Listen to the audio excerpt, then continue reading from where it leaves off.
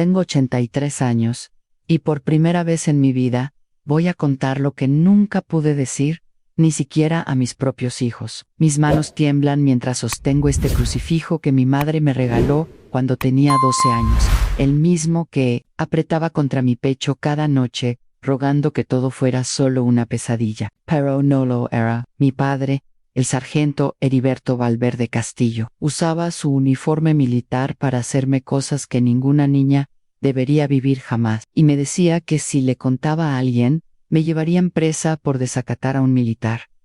Crecí en Santa Rosa, en las montañas de Guatemala, cuando los años 40 apenas comenzaban, y la vida en el campo era dura como las piedras que recogíamos para sembrar maíz. Nuestra casa era diferente a las demás del pueblo. Mientras los vecinos vivían en ranchos de paja y adobe sin orden, la nuestra parecía un pequeño cuartel. Mi padre había mandado construir paredes más altas, ventanas pequeñas, y en el patio central ondeaba una bandera de Guatemala, que él mismo izaba cada amanecer, con ceremonias que nos obligaba a presenciar en completo silencio. El sonido de la corneta militar me despertaba a las 4:30 de la madrugada. Todos los días, sin excepción, ese ruido metálico y estridente se me quedó grabado en el alma como una marca de hierro candente. Apenas cenaba, teníamos que levantarnos de inmediato, tender nuestras camas con precisión militar y formar, en el patio, para el saludo a la bandera. Mi padre inspeccionaba todo con sus botas negras relucientes, el uniforme perfectamente planchado, y esas condecoraciones que sonaban como campanitas del diablo. Cada vez que caminaba, éramos 5 hermanos, pero yo era la mayor. Era Jacinto, tenía 10 años, Esperanza 8, y los gemelos, Carlos y Miguel, apenas 6. Mi madre, Dolores, era una mujer menuda, que siempre andaba con la cabeza gacha, como si cargara un costal invisible lleno de piedras. Nunca la vi sonreír cuando mi padre estaba presente. Sus ojos eran como los de un venado asustado, siempre alerta, siempre esperando el próximo grito o el próximo castigo. A la rutina de nuestra casa seguía el ritmo de un reloj militar que nunca se detenía. Después del saludo a la bandera, desayunábamos en silencio absoluto. Mi padre se sentaba en la cabecera de la mesa, y ninguno de nosotros podía hablar sin su permiso. El desayuno consistía en tortillas de maíz, frijoles negros y café amargo que mi madre preparaba desde las 4 de la mañana. El olor a leña quemada se mezclaba con el aroma del café, y en las mañanas frías de la montaña, ese vapor caliente era lo único que nos daba un poco de consuelo. Mi padre masticaba despacio, con los ojos fijos en cada uno de nosotros, como si estuviera evaluando soldados antes de una batalla. Si alguien hacía el más mínimo ruido, si un tenedor tocaba el plato con demasiada fuerza, o si alguno de mis hermanos se atrevía a toser, él golpeaba la mesa con su puño cerrado, y todos nos quedábamos petrificados. En mi casa se respeta la disciplina, decía con esa voz grave que parecía salir de las profundidades de la tierra. Aquí no hay niños, hay soldados en entrenamiento. Después del desayuno, los niños se iban a la escuela del pueblo, que quedaba a 1 hora de camino por senderos de tierra entre los cafetales. Yo había dejado de ir a la escuela cuando cumplí 12 años, porque mi padre decidió que las mujeres no necesitaban más educación que saber cocinar, limpiar y obedecer. Las mujeres fueron hechas para servir, me decía mientras afilaba su machete en una piedra de río. Y tú, Mercedes, vas a ser la mejor soldado de esta casa. Esas palabras me helaban la sangre. ¿Por qué me decía soldado y no hija? ¿Por qué sus ojos se quedaban fijos en mí, de una manera que me hacía sentir como si tuviera bichos caminando por la piel? Mi madre nunca decía nada. Cuando yo la miraba buscando protección, ella desviaba la vista hacia el suelo y se persignaba. En silencio las mañanas las pasaba ayudando a mi madre con los quehaceres de la casa, pero siempre bajo la supervisión estricta de mi padre. Él inspeccionaba cada rincón como si fuera un oficial revisando barracas. Las camas tenían que estar tendidas sin una sola arruga, los pisos barridos sin una mota de polvo, y los trastes lavados hasta brillar como espejos. Si encontraba algún defecto, nos castigaba a todas. Mi madre recibía gritos y humillaciones, y yo tenía que quedarme de pie en posición firme durante horas, sin moverme, sin pestañear, hasta que él decidiera que había aprendido la lección. Poro, lo que más me aterrorizaba. Eran las tardes. Cuando mis hermanos regresaban de la escuela, mi padre los ponía a hacer ejercicios militares en el patio. Marchaban en fila, gritaban consignas patrióticas y practicaban movimientos que él les enseñaba con una vara de bambú que usaba para corregir cualquier error. Los golpes eran secos y precisos, nunca lo suficientemente fuertes para dejar marcas visibles, pero sí para que el dolor se quedara grabado en la memoria.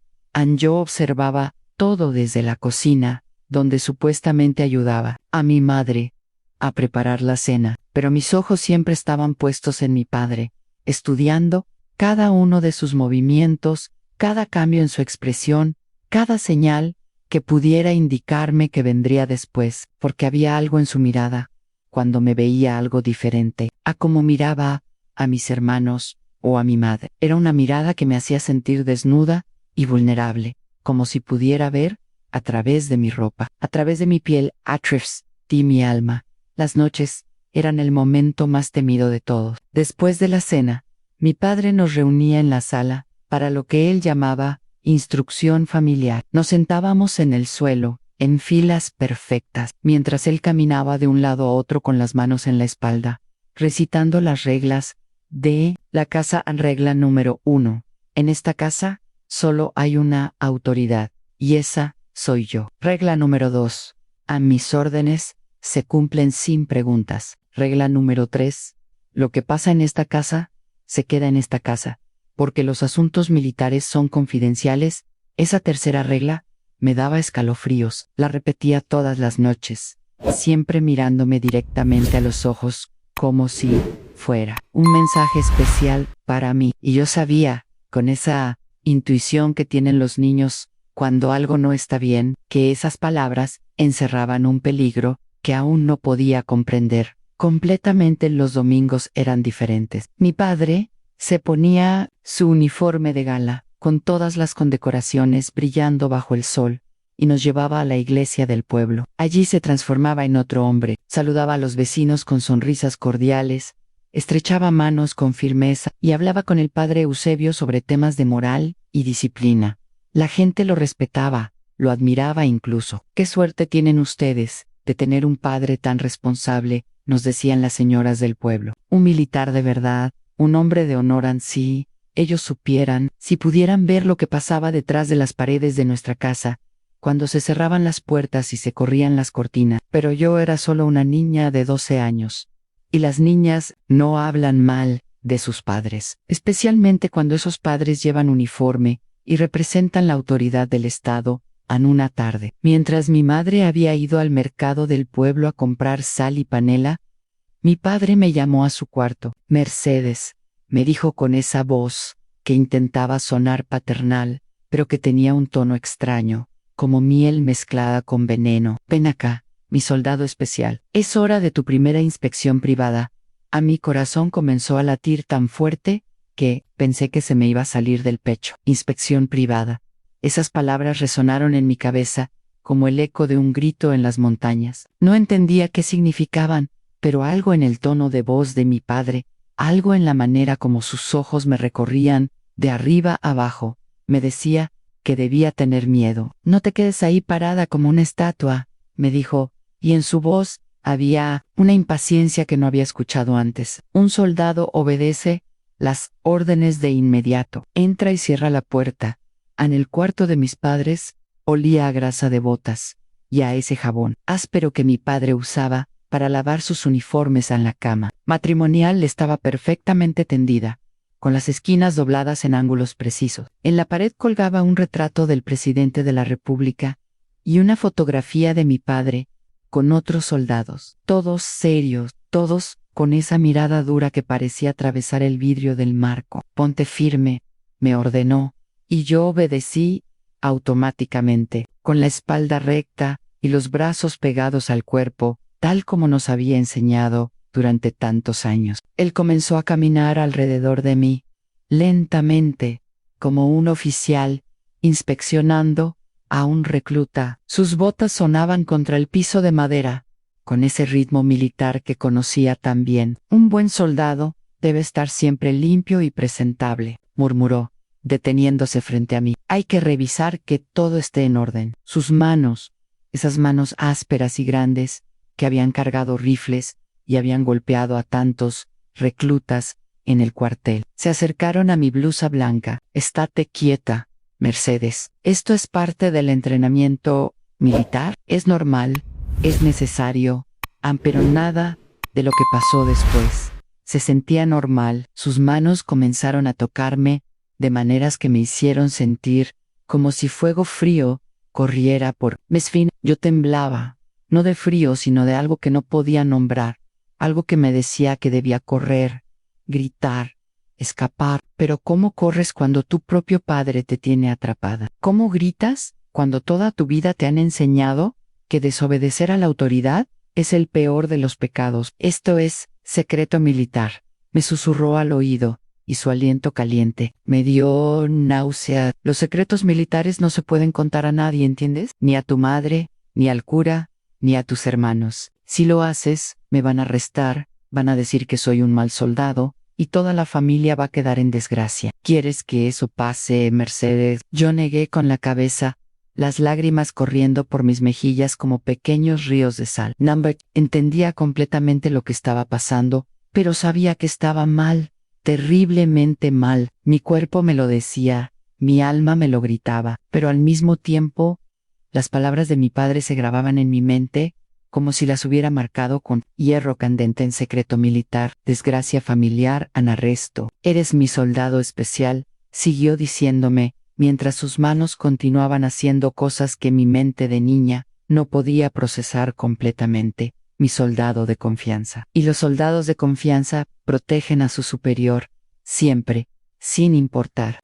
Cuando terminó, yo estaba temblando como una hoja, en plena tormenta. Él se arregló el uniforme con calma, como si nada hubiera pasado, y me miró con esos ojos que ahora me parecían los de un animal salvaje disfrazado de hombre en vete. Al lavar y cambiarte, me ordenó, y recuerda bien lo que te dije sobre los secretos militares. Un soldado que traiciona secretos militares puede ir a la cárcel, y su familia puede perder todo, ¿me entiendes? Salí de ese cuarto como sonámbula, con las piernas que apenas me sostenían. Mi madre había regresado del mercado, y estaba en la cocina, preparando masa para tortilla. Al verme, levantó la vista con una expresión preocupada.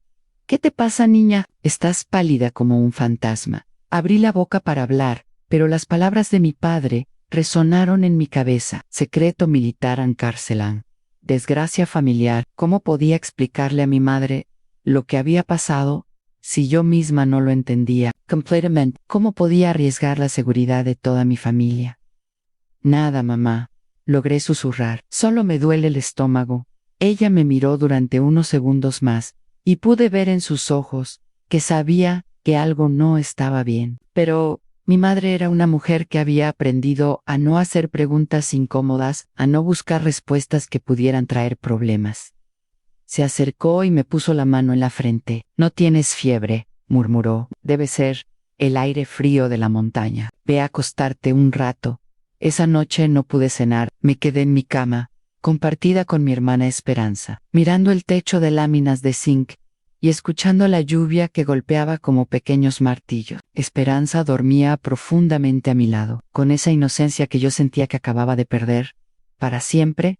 A los días siguientes fueron un tormento. Mi padre actuaba como si nada hubiera pasado, mantenía la misma rutina militar, las mismas inspecciones matutinas, las mismas órdenes secas, pero yo podía sentir su mirada sobre mí todo el tiempo, como si fuera un depredador observando a su presa, esperando el momento adecuado para volver a atacar a mí. Ese momento llegó una semana después. Mi madre había ido otra vez al mercado, esta vez acompañada de mi hermana Esperanza, para ayudarla con los bultos. Mis hermanos estaban en la escuela, la casa estaba silenciosa, con solo el sonido del viento moviendo las hojas de los cafetales que rodeaban nuestra propiedad. Mercedes, escuché la voz de mi padre desde su cuarto. Ven acá. Es hora de la segunda inspección.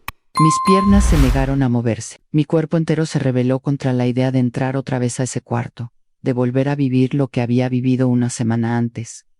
Pero, ¿qué opciones tenía? Era una niña de 12 años, en una casa donde la desobediencia se castigaba con golpes, en un pueblo donde la autoridad del padre era incuestionable, en un país donde un militar siempre tenía la razón. No me hagas repetir la orden, gritó desde adentro, y en su voz había una amenaza que hizo que mis huesos se congelaran.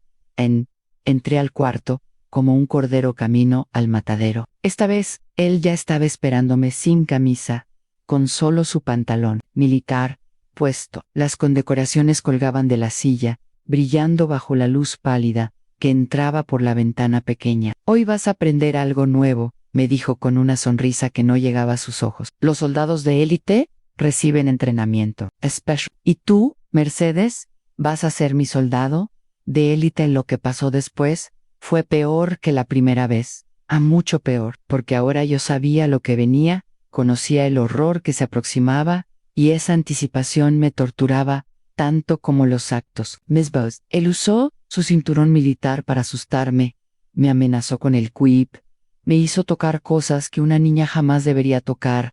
¿Vis esta farda?, me preguntó, señalando su uniforme colgado. Esta farda representa la autoridad de Estado de Guatemala. Cuando yo llevo esta farda, soy la ley. Y la ley no se cuestiona, no se desobedece, no se traiciona. ¿Entiendes lo que te estoy diciendo? Yo asentí con la cabeza, porque no tenía fuerzas para hacer otra cosa. Cada fibra de mi ser gritaba en protesta, pero mi voz se había quedado muda, como si me hubieran cortado las cuerdas vocales. Bien, continuó, mientras se vestía de nuevo, con movimientos precisos y militares. Porque si alguna vez se te ocurre contar esto, no solo me van a meter a la cárcel a mí, te van a meter a ti también, por corrupta, por mentirosa, por tratar de destruir el honor de un soldado de la patria. Y a tu madre la van a echar del pueblo, por criar una hija tan malvada. Y tus hermanos van a crecer señalados, como los hijos del traidor y la corrupta.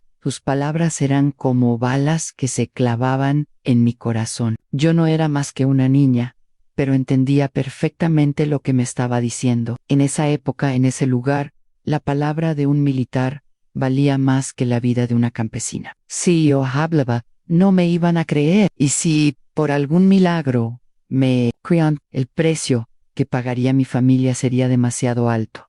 Salí de ese cuarto por segunda vez sintiendo que una parte de mi alma se había quedado ahí para siempre. Mi madre estaba regresando del mercado con esperanza, y las vi llegar por el sendero de tierra, cargando sus canastos y platicando tranquilamente. Se veían tan normales, tan ajenas al infierno que yo estaba viviendo. ¿Cómo te sientes, mijita?, me preguntó mi madre al verme. Todavía estás muy pálida. Esta vez me atreví a mirarla directamente a los ojos. Vi en ellos preocupación genuina e amor maternal, el deseo de protegerme. Pero también vi miedo, ese miedo constante que la acompañaba siempre cuando mi padre estaba cerca. Y supe, con la certeza terrible de los niños que han perdido la inocencia demasiado pronto, que ella no podría salvarme, aunque quisiera. Estoy bien, mamá, le mentí, solo cansada. Pero yo sabía que nunca más volvería a estar bien, y lo más aterrador de todo era que esto apenas comenzaba. Las semanas que siguieron se convirtieron en una pesadilla sin fin. Mi padre había establecido un patrón que me lava la sangre cada vez que lo reconocía, cada martes y cada viernes, cuando mi madre salía al mercado o a visitar a mi abuela, enferma en el pueblo vecino. Él me llamaba, para lo que ahora llamaba entrenamiento militar avanzado. Esas palabras se volvieron mi sentencia de muerte semanal. Yo comencé a contar los días, a observar obsesivamente los movimientos de mi madre, tratando de predecir cuándo se ausentaría de la casa. Los lunes por la noche me quedaba despierta, sabiendo que el martes se acercaba como una tormenta inevitable. Mi estómago se cerraba, dejaba de comer, y mi madre se preocupaba cada vez más por mi palidez y mi pérdida de peso. Esta niña se está consumiendo, le decía mi padre durante las cenas silenciosas. Debería llevarla con el doctor de Pueblo. Los soldados no necesitan doctores, respondía él, sin levantar la vista de su plato. Solo necesitan disciplina y buenos alimentos. Mercedes está bien, solo está creciendo y volviéndose más seria, como debe ser una mujer de su edad, pero yo no estaba creciendo. Me estaba encogiendo, volviéndome invisible, tratando de desaparecer dentro de mi propia piel. En las noches, cuando toda la familia dormía, yo me quedaba despierta escuchando cada sonido de la casa, temiendo que mi padre se levantara y viniera por mí. El crujir de las maderas del techo, el viento entre las tejas, el ulular de los búhos, en los cafetales, todo me parecía una señal de peligro. A la tercera vez que me llevó a su cuarto en Tente Resistorm, cuando me ordenó que me quitara la blusa, yo negué con la cabeza y retrocedí hacia la puerta. No quiero, susurré, con una voz tan débil que apenas se escuchaba. Por favor, papá, no quiero. En su cara cambió completamente. La máscara de falsa paternidad se cayó, y lo que vi debajo me aterrorizó más que cualquier pesadilla. Sus ojos se volvieron duros como piedras, su mandíbula se tensó, y por un momento pensé que me iba a golpear hasta matarme. ¿Cómo te atreves a desobedecerme?, gruñó, acercándose a mí con pasos lentos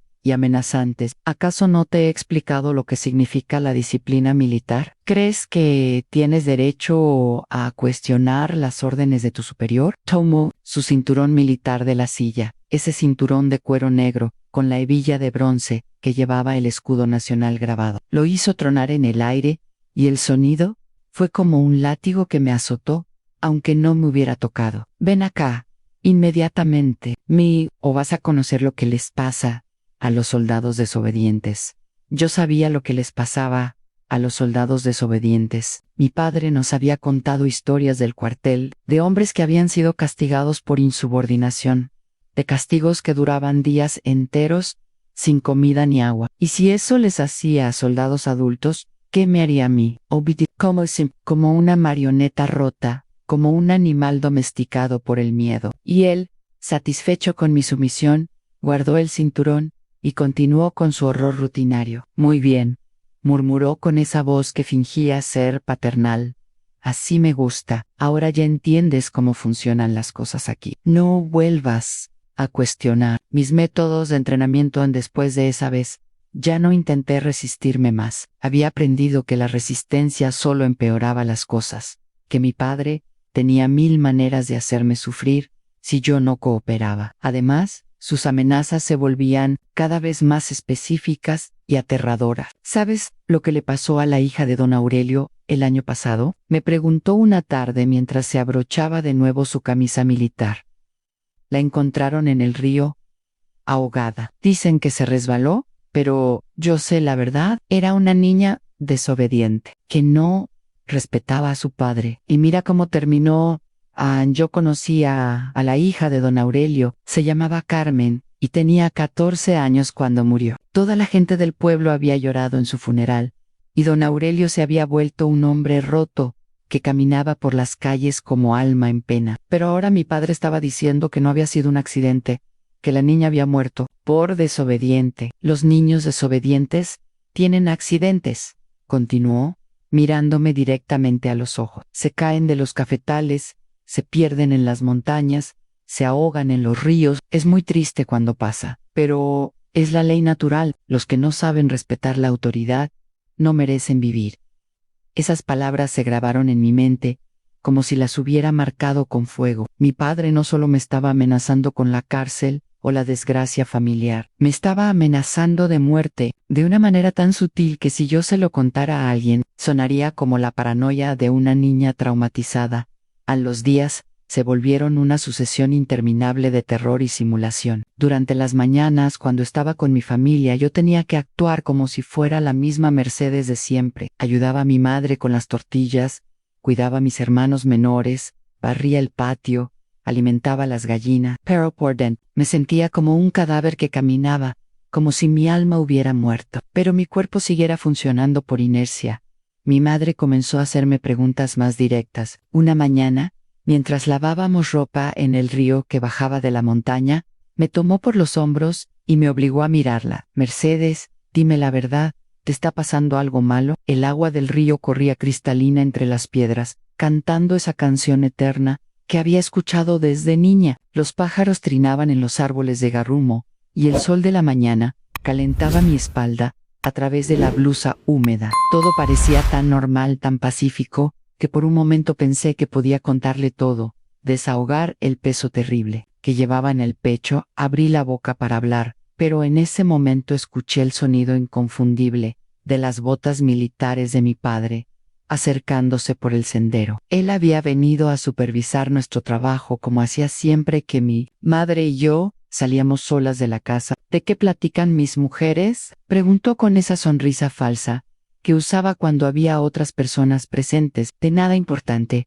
respondió mi madre rápidamente, soltándome los hombros. Solo le decía a Mercedes que debe comer más, que está muy delgada. Las mujeres siempre preocupándose por tonterías, dijo él, pero sus ojos estaban fijos en mí, escudriñando mi cara en busca de alguna señal de traición. Mercedes está perfectamente, es una niña fuerte, disciplinada, un verdadero orgullo. Para la familia. Me revolvió el pelo con una mano que para cualquier observador externo parecía un gesto paternal cariñoso. Pero yo sentí sus dedos presionar mi cuero cabelludo con una fuerza que era tanto una caricia como una amenaza. ¿Verdad que sí, mi soldado especial? Sí, papá, logré susurrar muy bien. Terminen aquí y regresen a la casa. Tengo que salir al cuartel y quiero que todo esté en orden. Cuando regrese a Ence, alejó con esos pasos marciales que conocía tan bien, y mi madre y yo nos quedamos en silencio, lavando la ropa como si nada hubiera pasado. Pero yo había visto algo en los ojos de mi madre, una sospecha que no había estado ahí antes. Ella sabía que algo estaba mal, aunque no pudiera imaginar qué tan mal estaba todo en esa noche. Después de la cena, mi padre anunció que tenía una misión especial en el cuartel y que se quedaría allí durante 3 días. Toda la familia suspiró aliviada, aunque nadie lo dijo en voz alta. Los 3 días sin mi padre en casa eran como vacaciones del infierno por Tens. Bean nos advirtió antes de irse. Cuando regrese, quiero un reporte completo de todo lo que pasó en mi ausencia. Y recuerden que un soldado siempre está vigilando, aunque no esté presente en mí.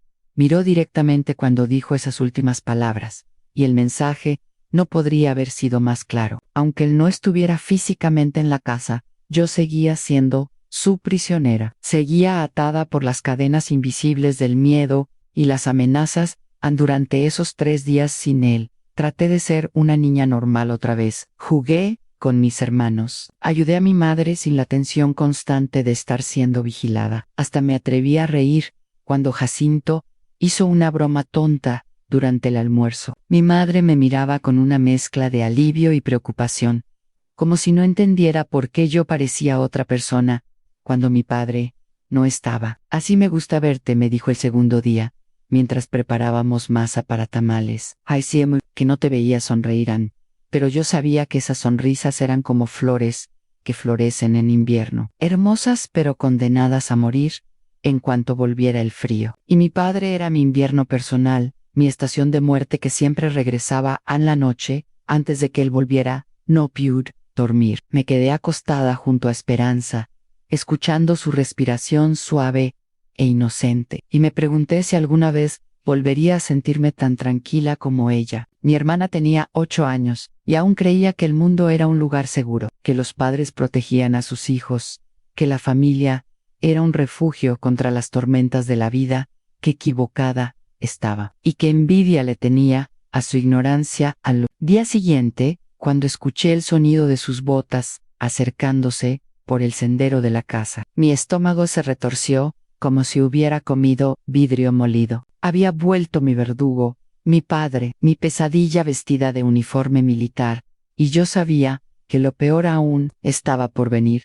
Mi padre regresó de su misión en el cuartel como un animal hambriento que había estado demasiado tiempo sin cazar. Lo vi llegar por el sendero polvoriento, con su uniforme impecable y esa maleta militar que siempre cargaba en sus viajes oficiales. Pero había algo diferente en él, algo más oscuro, más peligroso. Sus ojos brillaban con una intensidad que me hizo esconderme detrás de la puerta de la cocina. Familia, formación, gritó antes de siquiera entrar a la casa. Todos corrimos al patio central, como soldados, respondiendo a una alarma de guerra. Mis hermanos se pusieron en fila.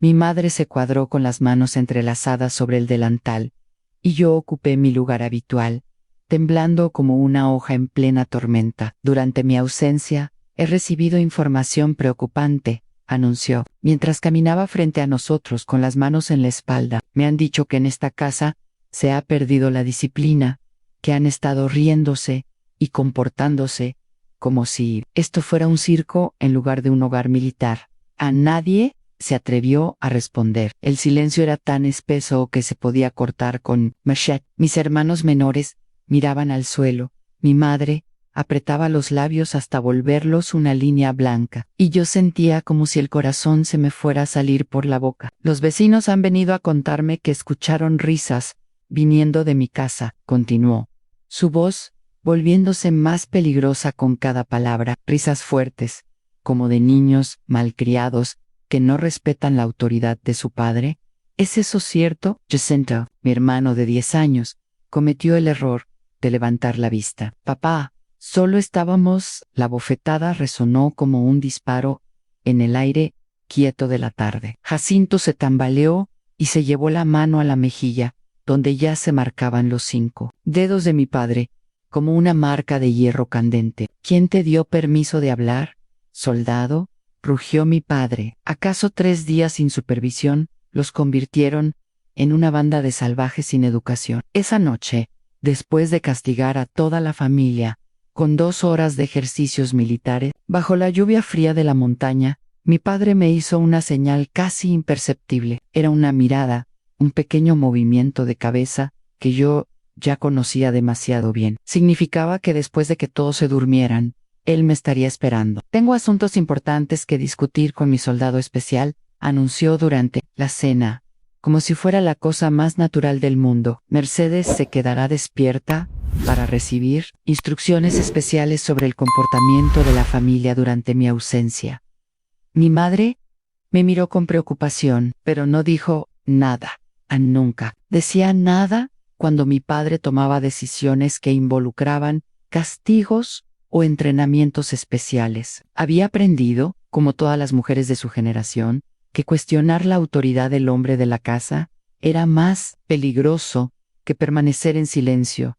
Esa noche esperé hasta que los ronquidos de mis hermanos llenaran la casa, hasta que mi madre se durmiera con esa respiración profunda de quien está agotada por el trabajo y las preocupaciones. Entonces, como un fantasma, me levanté de mi cama y caminé descalza hasta el cuarto de mis padres. La puerta estaba entreabierta, y la luz amarillenta de una vela iluminaba el interior. Mi padre estaba sentado en el borde de la cama, ya sin camisa, con el pantalón militar desabrochado. Sus condecoraciones brillaban sobre la mesa de noche, como ojos malignos que me observaban. «Llegas tarde, soldado», me dijo sin mirarme. En el ejército, la impuntualidad se castiga severamente. Me quedé parada en el marco de la puerta, paralizada por el terror. Había algo diferente esa noche, algo más amenazante en su postura, en su voz, en el aire espeso del cuarto. Era como si esos 3 días de ausencia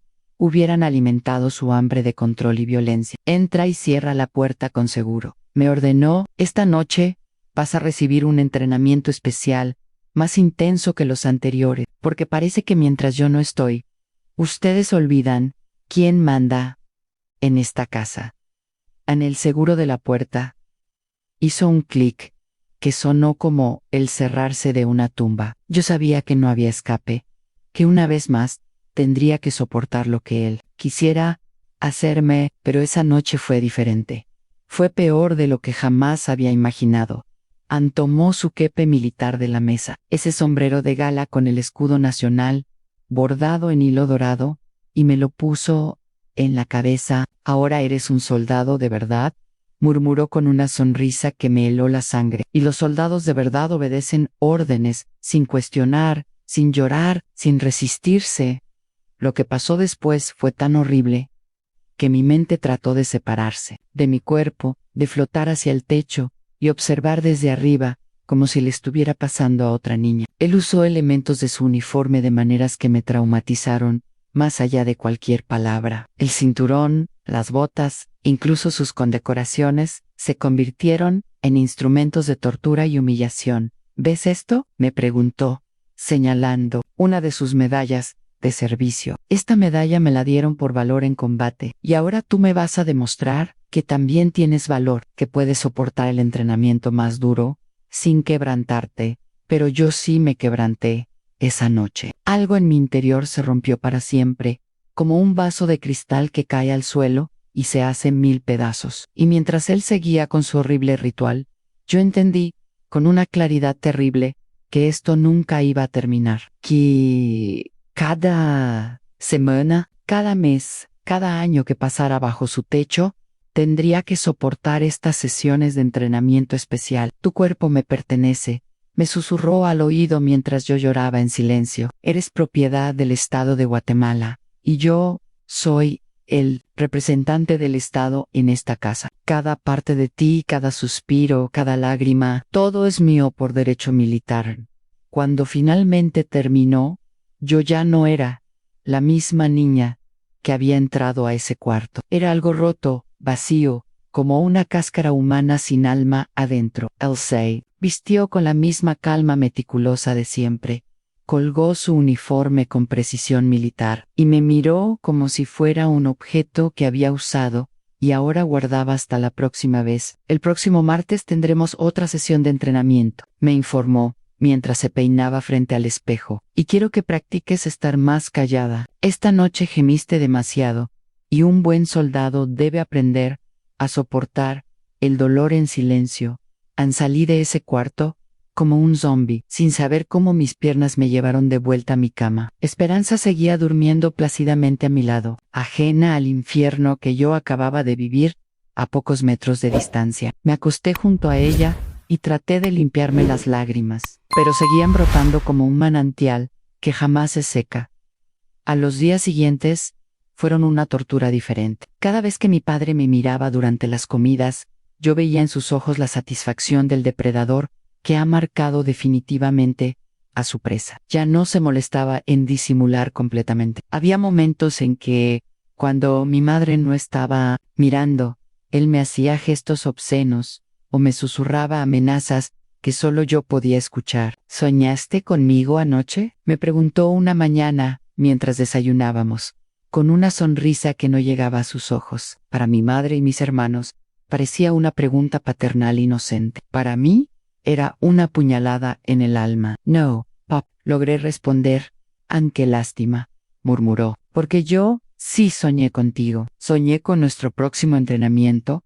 Mi madre levantó la vista del comal donde estaba calentando tortillas, y pude ver una expresión de confusión en su rostro. Algo en el tono de voz de mi padre no le había sonado bien, pero ella era demasiado inocente para imaginar la realidad. ¿Qué tipo de entrenamiento le das a Mercedes?, preguntó con curiosidad genuina. La veo muy pálida últimamente, como si no durmiera bien. Entrenamiento militar confidencial, respondió él cortantemente.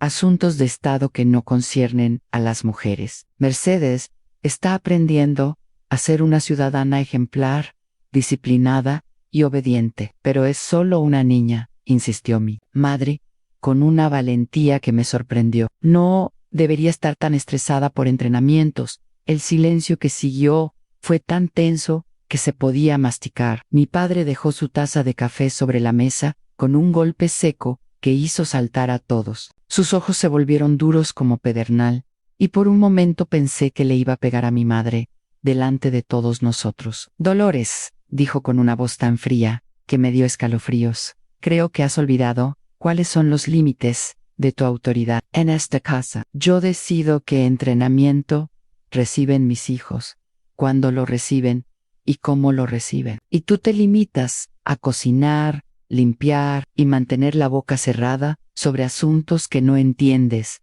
Mi madre bajó la cabeza como un perro regañado, y yo sentí que una parte de mi última esperanza moría en ese momento. Si mi propia madre no podía enfrentarse a él cuando se trataba de cosas menores, ¿cómo podría protegerme de lo que realmente me estaba haciendo? Sí, Heriberto, susurró mi madre.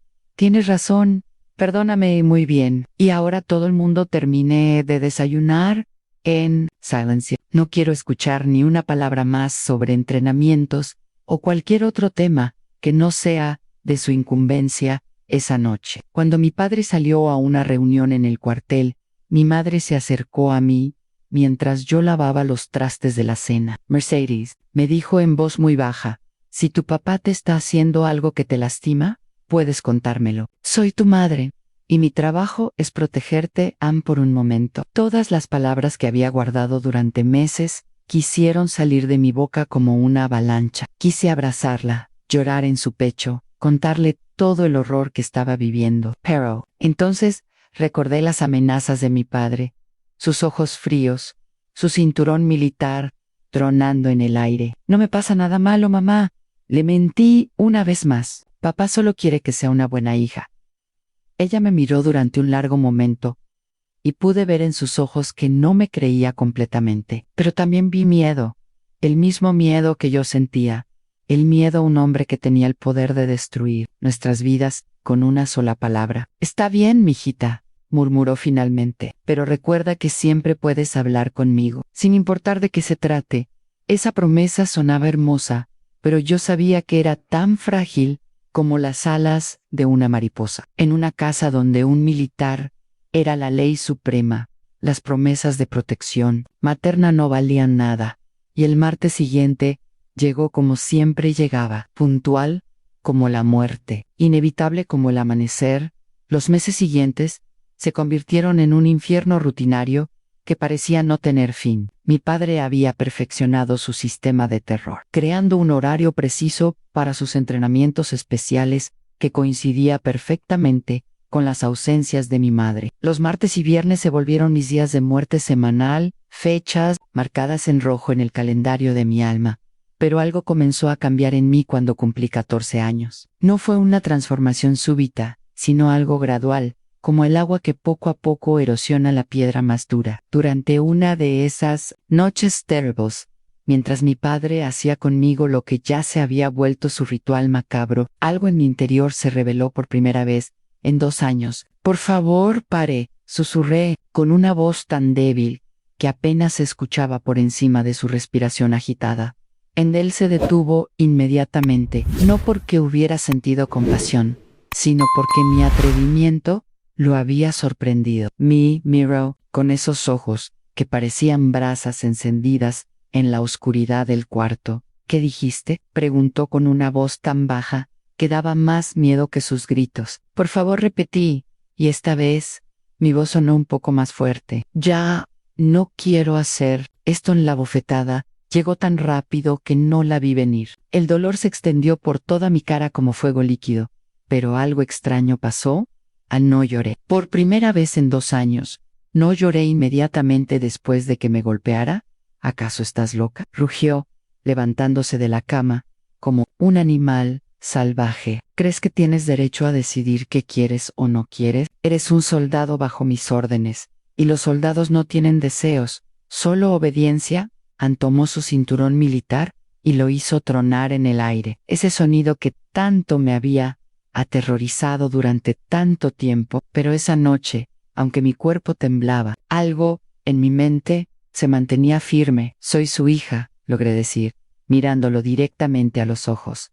No soy un soldado, soy su hija, y las hijas no deberían. No pude terminar la frase porque él me agarró por el cuello con una fuerza que me cortó la respiración. Sus dedos se clavaron en mi garganta como garras, y por un momento pensé que me iba a matar ahí mismo. Tú no eres mi hija, siseó, como una serpiente venenosa. Las hijas obedecen a sus padres sin cuestionar. Las hijas respetan la autoridad. Tú eres una insurgente, una rebelde que necesita ser disciplinada con mano dura. Me soltó y yo caí al suelo, tosiendo y tratando de recuperar el aire. Él se puso las botas militares y comenzó a caminar alrededor de mí en círculos, como un depredador acechando a su presa herida. ¿Sabes lo que les pasa a los insurgentes en este país?, me preguntó mientras caminaba. Los matan. Los torturan primero, después los matan, y después desaparecen sus cuerpos, para que nunca nadie los encuentre. ¿Y si una niña de 14 años puede ser una insurgente contra su propio padre? Imagínate lo que le puede pasar. Sus palabras me helaron hasta los huesos. En esa época en Guatemala, las historias de desaparecidos eran cosa de todos los días. La gente susurraba sobre personas que se oponían al gobierno y que simplemente dejaban de existir de la noche a la mañana. Pero yo soy generoso, continuó, deteniéndose frente a mí. Te voy a dar una oportunidad de redimirte. Vas a continuar con tu entrenamiento militar como si nada hubiera pasado. Y nunca más vas a cuestionar mis métodos. ¿Entendido? Asentí con la cabeza, porque no tenía otra opción. Pero algo había cambiado esa noche. Había pronunciado las palabras «soy su hija» en voz alta, y aunque él las hubiera rechazado, yo las había dicho. Era como si hubiera plantado una semilla diminuta de resistencia en el suelo árido de mi alma. Los días que siguieron fueron aún más difíciles. Mi padre intensificó su vigilancia sobre mí, como si hubiera detectado el pequeño cambio en mí. Me observaba durante las comidas, aparecía de repente cuando yo estaba haciendo quehaceres, y me hacía preguntas capciosas para probar mi lealtad. ¿En qué piensas cuando estás callada?, me preguntó una tarde mientras yo molía maíz para hacer tortillas. En nada especial, papá, respondí sin levantar la vista de la piedra de moler. Los soldados siempre deben estar pensando en algo útil, insistió.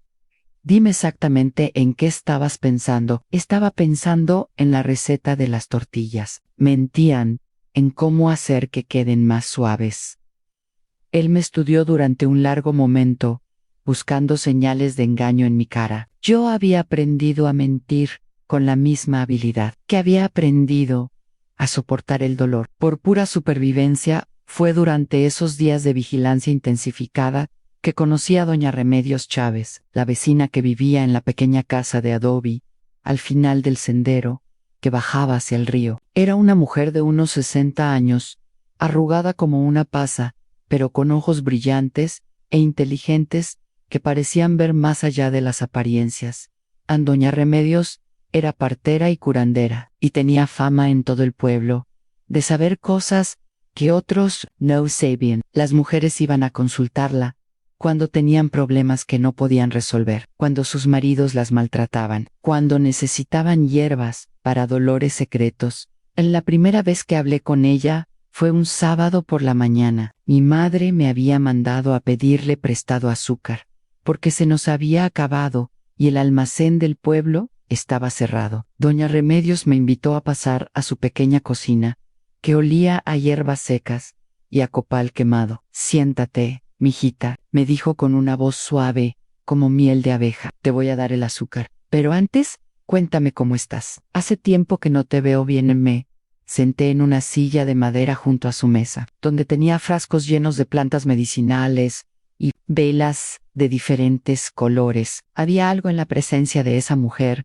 que me tranquilizaba, como si fuera un refugio seguro en medio de la tormenta de mi vida. Estoy bien, doña Remedios, respondí automáticamente.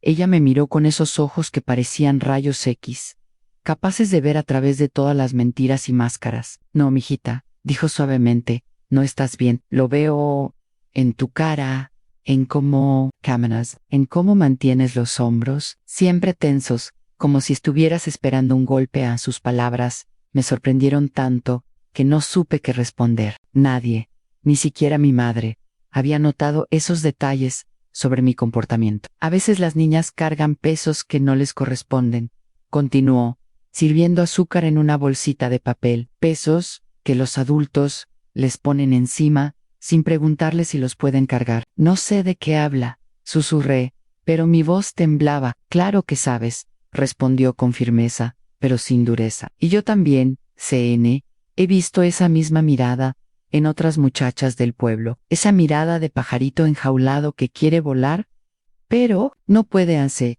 Acercó a mí, y me puso una mano arrugada, pero cálida en el hombro. Su toque era tan diferente al de mi padre, tan lleno de compasión, en lugar de amenaza, que sentí como si un dique se fuera a romper dentro de mi pecho. ¿Tu papá te hace cosas que te lastiman?, me preguntó directamente.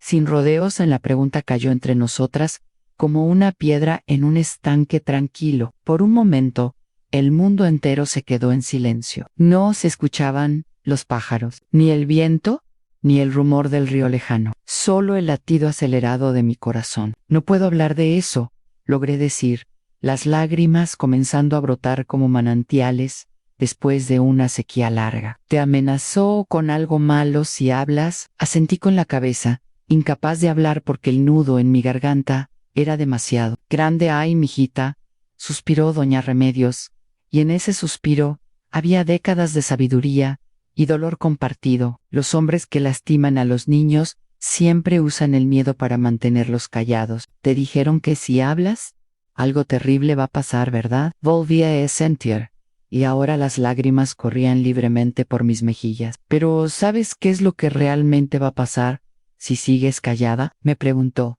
tomándome las manos entre las suyas. Que él va a seguir lastimándote hasta que te destruya completamente. Y después va a empezar con tus hermanas.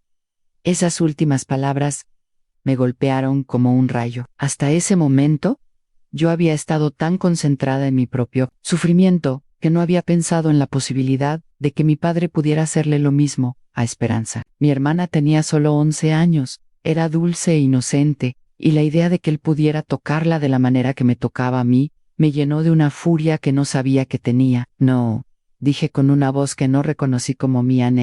A ella no. Esperanza. No, entonces tienes que ser valiente, me dijo doña Remedios con firmeza. No por ti, sino por ella. Porque los hombres, como tu padre, nunca se detienen solos. Siempre van a más, siempre buscan nuevas víctimas. Pero él me dijo que si hablo, me van a meter a la cárcel por mentirosa. Yo sé. Dijo que nadie le va a creer a una niña que acusa a un militar. Mijita, me dijo con una sonrisa triste, yo llevo 60 años en este mundo y he visto muchas cosas. Los militares pueden tener poder, pero hay cosas más fuertes que el poder. La verdad es una de esas cosas. Y las madres que protegen a sus hijos son otra. Me explicó que había formas de exponer a hombres como mi padre sin confrontarlos directamente. Me habló de redes de mujeres que se protegían unas a otras, de maneras discretas de buscar ayuda, de la importancia de documentar los.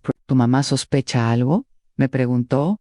Creo que sí, admití, pero tiene miedo de él, como todos nosotros. El miedo es normal, me dijo doña Remedios, pero el miedo también puede convertirse en coraje cuando una madre se da cuenta de que su hija está en peligro real. Esa tarde regresé a mi casa con más que una bolsita de azúcar. Regresé con una semilla de esperanza que había sido plantada por una mujer sabia que se atrevió a ver mi dolor y a ofrecerme una alternativa al silencio por primera vez en 2 años. Me atreví a pensar que tal vez, solo tal vez, había una salida de mi infierno personal. A las palabras de doña Remedios se quedaron grabadas en mi corazón, como semillas, esperando la lluvia para germinar. Durante las siguientes semanas, comencé a observar a mi familia con ojos diferentes, buscando señales de que mi madre realmente sospechaba algo, esperando el momento correcto para encontrar el valor que necesitaba en el momento. Llegó de la manera más inesperada. Era un jueves por la tarde, y mi padre había salido temprano al cuartel para una inspección que duraría hasta muy tarde. Mi madre estaba lavando ropa en el patio trasero, y yo la ayudaba tendiendo las piezas en el mecate que colgaba entre 2 árboles de aguacate. De repente, ella se detuvo con una camisa de mi padre en las manos y me miró con una expresión que nunca había visto antes. Sus ojos estaban llenos de lágrimas, pero también de una determinación que me sorprendió. Mercedes, me dijo con voz temblorosa, encontré algo en el bolsillo de la camisa de tu papá, algo que me está matando por dentro. Sacó de su delantal un pequeño papel doblado y me lo mostró. Era una nota escrita con la letra de mi padre, pero las palabras que había ahí me helaron la sangre. Era una especie de lista con fechas y comentarios sobre lo que él llamaba entrenamientos especiales con M. Las fechas coincidían exactamente con todos los martes y viernes de los últimos meses. No entiendo qué significa esto, continuó mi madre, pero hay algo en estas palabras que me da miedo. ¿Qué son estos entrenamientos especiales? Mercedes, ¿por qué no aparece tu nombre completo, solo la letra M? El mundo se detuvo a mi alrededor. El viento dejó de soplar, los pájaros se callaron, hasta el sonido del río en la distancia parecía haberse silenciado. Era el momento que había estado temiendo y esperando al mismo tiempo durante tanto tiempo. Mamá, logré susurrar, y mi voz sonaba como la de una niña mucho más pequeña. Hay algo que tengo que contarle, pero tengo mucho miedo. Ella dejó caer la camisa al suelo y se acercó a mí con pasos rápidos. Sus manos, siempre tan suaves y cálidas, tomaron mi cara entre ellas, y pude ver en sus ojos que ya sabía, de alguna manera, ya sabía lo que le iba a decir. Dímelo todo, me dijo con una voz que trataba de sonar fuerte, pero que temblaba como una hoja. Sin importar qué tan terrible sea, dímelo todo, Ann, y por primera vez, en 2 años. Las palabras comenzaron a salir de mi boca, como un río que había estado represado demasiado tiempo. Le conté sobre la primera vez que mi padre me llamó para una inspección privada. Le expliqué sobre las amenazas, sobre cómo él usaba su uniforme militar para justificar todo lo que me hacía. Le describí el terror de los martes y viernes, la sensación de estar muriendo por dentro cada vez que escuchaba sus botas acercándose por el pasillo. Mi madre lloró como nunca la había visto llorar. No eran lágrimas silenciosas como las que derramaba en secreto cuando mi padre la humillaba. Eran sollozos profundos que parecían salir desde el centro mismo de su alma, como si todo el dolor que había estado guardando durante años, finalmente, encontrara una salida. Perdóname, me decía una y otra vez, mientras me abrazaba con una fuerza desesperada. Perdóname por no haber sabido, por no haberte protegido, por haber sido tan ciega y tan cobarde. No es su culpa, mamá, le dije, aunque parte de mí había guardado tanto resentimiento hacia ella durante tanto tiempo. Él me amenazó con hacerle daño a toda la familia. Si yo hablaba, me dijo que usted perdería todo, que mis hermanos quedarían marcados para siempre. Ese monstruo, murmuró con una rabia que jamás había escuchado en su voz. Ese demonio disfrazado de hombre. ¿Cómo pude estar casada con él durante tantos años sin darme cuenta de lo que realmente era? Nos quedamos abrazadas durante lo que parecieron horas, llorando juntas, compartiendo un dolor que había estado envenenando nuestra casa durante demasiado tiempo. Pero cuando finalmente nos separamos, vi algo nuevo en los ojos de mi madre, una decisión, una firmeza que no había estado ahí antes. Esto se termina hoy, me dijo con una voz que sonaba diferente, más fuerte. No importa lo que cueste, esto se termina hoy mismo. Pero mamá, él dijo que si hablábamos. Ya no me importa lo que haya dicho, me interrumpió. Soy tu madre, y mi trabajo es protegerte, aunque me cueste la vida. Debería haberlo hecho desde el principio en esa noche. Cuando mi padre regresó del cuartel, mi madre lo estaba esperando en la sala principal, con la nota en las manos, y una expresión que yo nunca había visto en su rostro. Mis hermanos ya estaban dormidos, pero ella me había pedido que me quedara despierta y que me escondiera detrás de la puerta de la cocina para escuchar todo. Heriberto, le dijo, cuando él entró, con su uniforme impecable y esa sonrisa satisfecha que siempre traía después de un día en el cuartel. ¿Tenemos que hablar?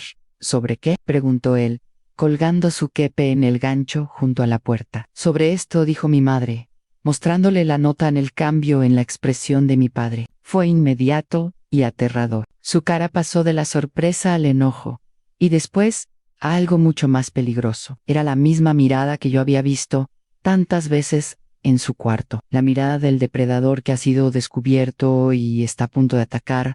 ¿Cómo te atreves a revisar mis cosas?, rugió, acercándose a ella con pasos amenazantes. ¿Acaso no sabes que los documentos militares son confidenciales? Esto no es un documento militar, respondió mi madre, con una valentía que me llenó de orgullo y terror al mismo tiempo. Esto es la confesión de un monstruo que ha estado abusando de su propia hija.